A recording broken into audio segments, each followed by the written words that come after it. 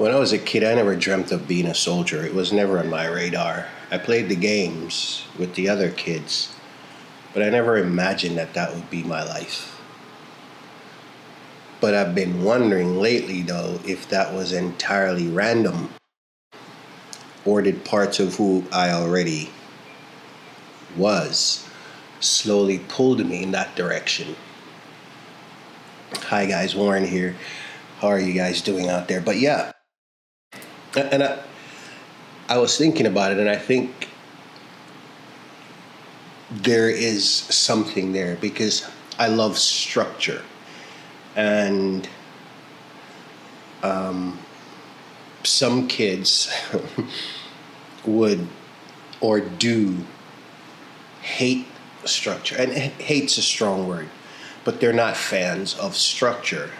Do your homework, do your additional chores, pick up your room, help by doing a load of laundry. And this is all when you are of the age where you can, right? That stuff didn't bother me. So I think that love of structure, because the Army is all about structure. There's something the non-commissioned officers usually tell enlisted soldiers, and that it's already figured out for you. All you need to do is be in the right uniform at the right place and at the right time. Everything else is figured out for you. Structure. And some would argue that that is too structured, and there are nuances to everything, shades of gray between black and white. But I love structure, and I think that is probably one of the things. It's not probably. I think I know in my gut that it's one of the things. And then my appreciation for order. I have an appreciation for the law and order. Not to promote the show, but aptly named, right? Because they go hand in hand. But I have an appreciation for order. And again, nuances again, there are bad apples everywhere. Everywhere. But for the most part, there is order in the military.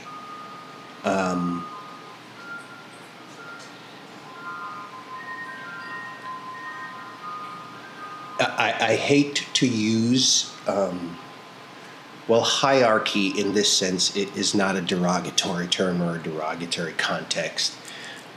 But because of the hierarchy, there is order, and I think it is necessary order because of the nature of what we do. Chaos in the military it's not even a thought, really. It shouldn't be a thought. And I'm comfortable with discipline. Okay, no one likes it, but I'm comfortable with it. If there needs to be discipline, if someone, a group, steps out of line, there needs to be discipline because there is order, right? There are a set of rules and guidelines that say these are your left and right limits.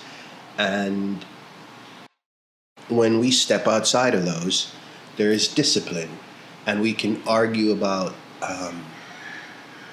how harsh and all of that other good jazz, but I'm comfortable with discipline, and we see that now in our environment where people tend to forget the cause, right?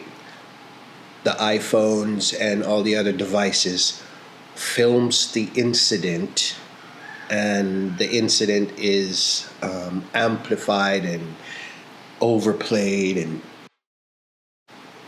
but people tend to forget the root cause of why that incident occurred, the violation of order and discipline. We can argue about the processes of how to apprehend those who do that, but we cannot just shy away from what caused this horrific reaction, All right, we tend to forget that, and I'm a fan. I'm comfortable with discipline, controlled, measured discipline. And as much as I'm not a fan of community in the broader sense, right? Dr. Arthur Brooks would be very annoyed if I said I want to eliminate, or I don't think it should be one of the four pillars of being happier, which he says are meaningful work, family, friends, and faith. And within friends, that includes community. I struggle with community. But outside of that, there is a difference, again, nuances. There is a difference in the bonding that happens in an organization such as the Army. There's a difference. And I know why that difference exists. Again, the nature of what we do, or in this case, what I did. And I think that goes back to childhood, because I loved being with my friends. Loved it. Everything we did, from climbing the rusted anchor chain on the rotting out ship that was so close to shore, and just sitting there, and we would just climb this chain and walk precariously, now that I think about it. And we didn't even think about that, the rusted out holes all the way to the back, and fished off the back that was in deeper water, and all the crazy things we did, the just walking around randomly and slamming open car doors. But I loved the bonding I did with my friends. I still love that. But outside of my friends, that five, I start to get a little uncomfortable, and I discovered a new word reading. What is the name of the book I'm reading? By Dr. Rami. I'm gonna jack up his last name, so I won't say it. First name Rami. It's about living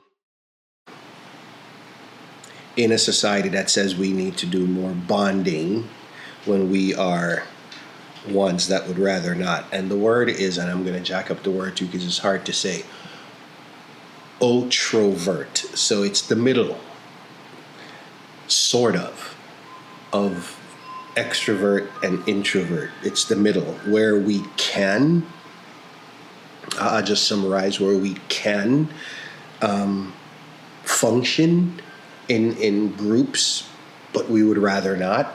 We still are uncomfortable, even though we function well, by the way, according to his findings. But I find that I lean more to the bonding of my friends, and the military bonding was exceptional. But I think those traits existed before the uniform, though. I think my uniform just amplified it. And yeah, that's what I've been pondering lately. I mean, maybe the uniform didn't create those things, you know? Maybe it gave them a place to live. And I'm so grateful because, like I said, it was never on the radar. And there are circumstances to what drove me towards the Army. And I did another episode, or I think I will do another episode on that. But there are circumstances that drove me there. But I don't want to talk about necessarily circumstances and the choices even. I'm talking about that psychological, deeper piece that I think we all probably go through and just never really shared it with anyone or heard anyone else talk about it.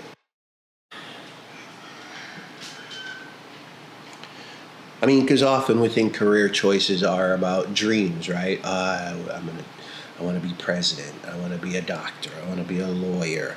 Most children, you ask that question when they understand what a career is and answer, will have a definitive answer. But maybe there are places where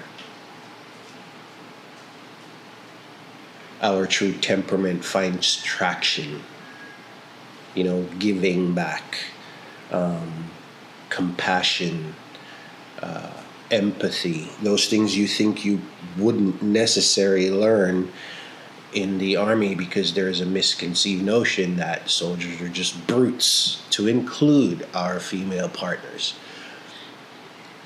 sisters in arms.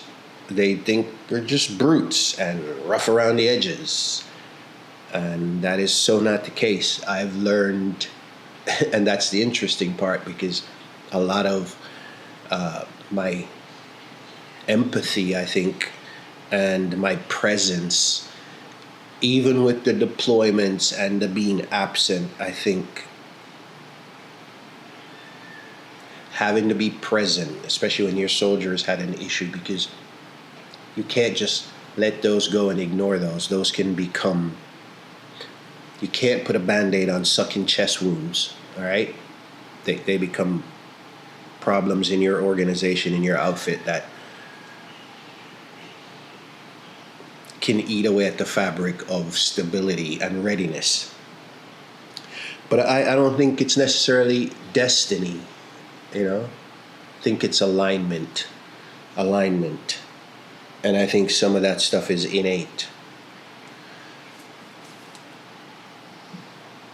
Learned along the way or honed along the way, but I think most of it is innate.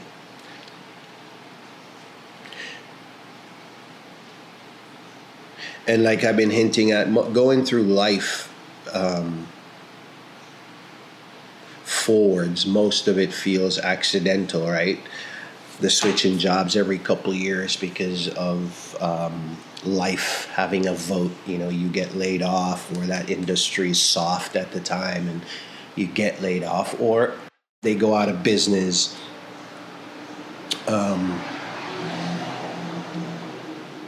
So things just feel accidental, as if you're bumping over and around obstacles all the time.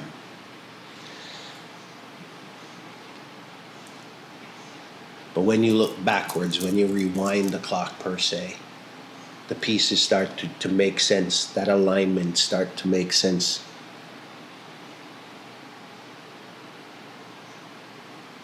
But I've been thinking about that lately because, again, Soldier was never on the radar. I loved the games, Pew, pew, pew, pew. I got you first. I did it all. But I didn't see that happening. But then as you do it, you see that same do it as the jobs you're doing. You see the same traits, though, repeat themselves. Even when you have to be the brute, you see the traits repeat themselves. When you're in the room in support of your subordinate sadly being punished, be they that they deserve it or not, your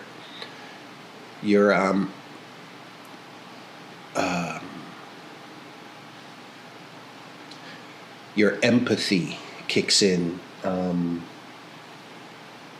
because they're about to either be reduced in rank, which means losing some money. They're probably already not doing so well with their finances. So you start to see these same traits. Because I remember some of those where I'm standing there going, you bonehead, you. And then when they're out of the room, I have to tell the boss, you might want to just go with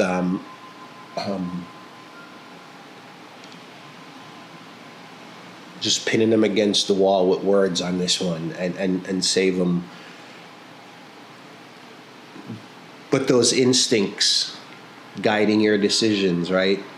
Repeatedly, no matter what jobs, if you have to make them, you see the same, you feel that same heaviness in your gut. That deep swallow that you have to take. Swallow that pill.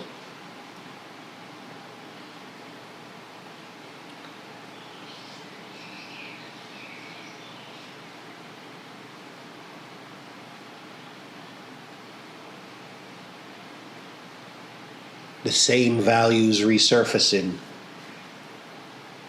and having to juxtaposition them against demands of the job, because your values are going to get checked, and you will probably develop some new ones, not necessarily bad ones unless you want to, but some good ones you didn't know you needed in your toolkit, because again, that might not have been the trajectory you thought your life would take.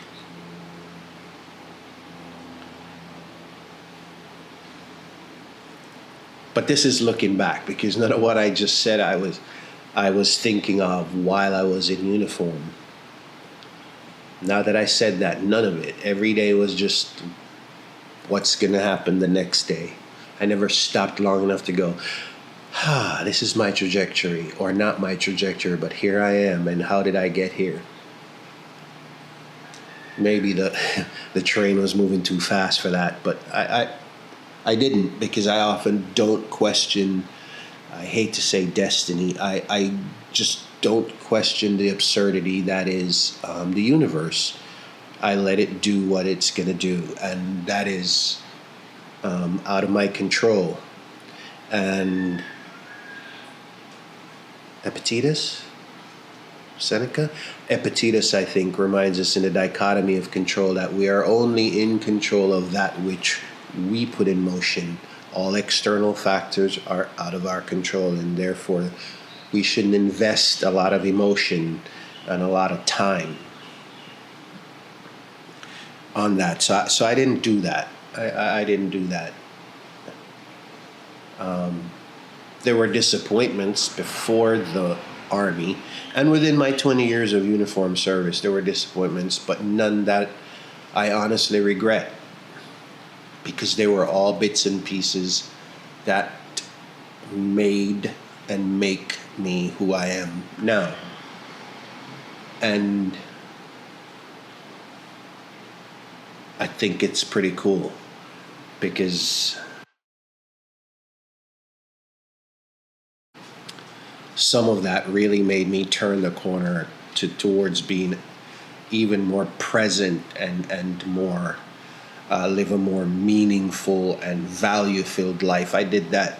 2015 was my my catalyst and my turning point.